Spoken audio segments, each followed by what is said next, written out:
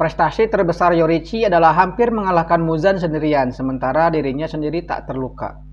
Mang coba gambar Yorichi Sukiguni atas nama user KXWA4FZA dan sebagainya panjang teuing ngaranna. Aduh lieur macana.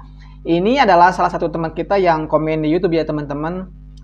Mari kita coba bagaimana cara menggambar Yorichi Sukiguni. Persiapkan alat gambar kalian, jangan hanya nonton saja ya.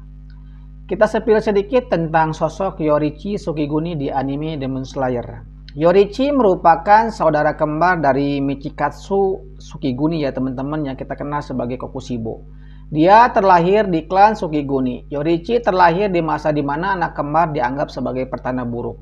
Ayah Yorichi bahkan hampir membunuh Yorichi, namun ibu Yorichi menghentikan hal itu.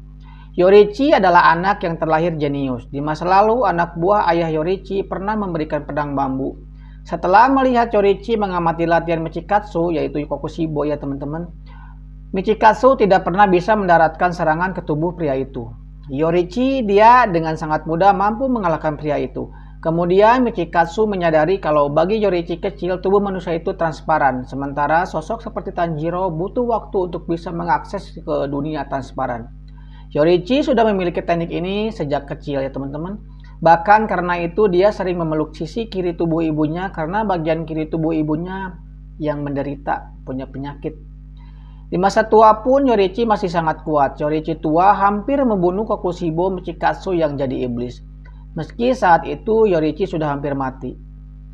Yorichi adalah sang pencipta dari pernapasan matahari yang kemudian diturunkan di keluarga Kamado sebagai Hinokami Kagura. Yorichi di masa lalu selalu siap mengajarkan siapapun teknik pedang dan teknik pernapasan. Namun kilas balik Michikatsu di bab 178 mengatakan tidak ada yang bisa mengimbanginya.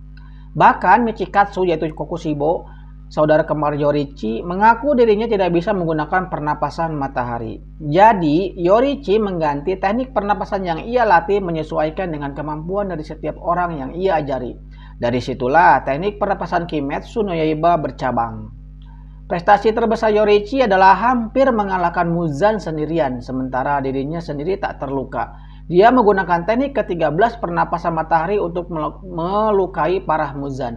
Namun sayangnya Muzan bisa melarikan diri. Muzan memecah diri menjadi 1.800 bagian. Yorichi mampu memotong 1.500 bagian, tapi masih ada yang lolos. Prestasi ini begitu luar biasa karena pada akhirnya tidak ada yang bisa mengulangi aksi ini. Bahkan Tanjiro dan para pilar di latar waktu utama Kimetsu no Yaiba pun terus mengeroyok Muzan. Itu pun Tanjiro dan kawan-kawan semua terluka dan beberapa pilar mati. Sedangkan Yorichi hanya sendirian dan dia tidak sama sekali tidak terluka. Jagoan teuing. Yorichi seharusnya menjadi legenda di korps pembasmi iblis ya teman-teman. Namun di era Tanjiro dia seperti terlupakan. Di bab 187 terungkap kalau dia dinilai melakukan 3 kesalahan besar, yaitu Michikatsu menjadi iblis, adiknya sendiri ya teman-teman. Yang kedua, Yorichi gagal membunuh Muzan. Dan yang ketiga, dia membiarkan Tamayo lari. Itu membuat Yorichi didepak dari korps pembasmi iblis. Tampaknya ini faktor kenapa dia seperti terlupakan di era Tanjiro. Di masa lalu, Yorichi menyerahkan anting-antingnya ke Yumiyoshi, leluhur Tanjiro. Selain itu, di bab itu juga kita diperlihatkan Sumiyoshi mengamati gerakan pedang Yorichi. Menurut narasi Tanjiro, Yumiyoshi mengingat semua gerakan Yorichi tanpa ada yang kurang. Saat Yorichi hendak pergi, Sumiyoshi lalu berjanji dia akan menurunkan pernapasan matahari dan juga anting-anting Yorichi.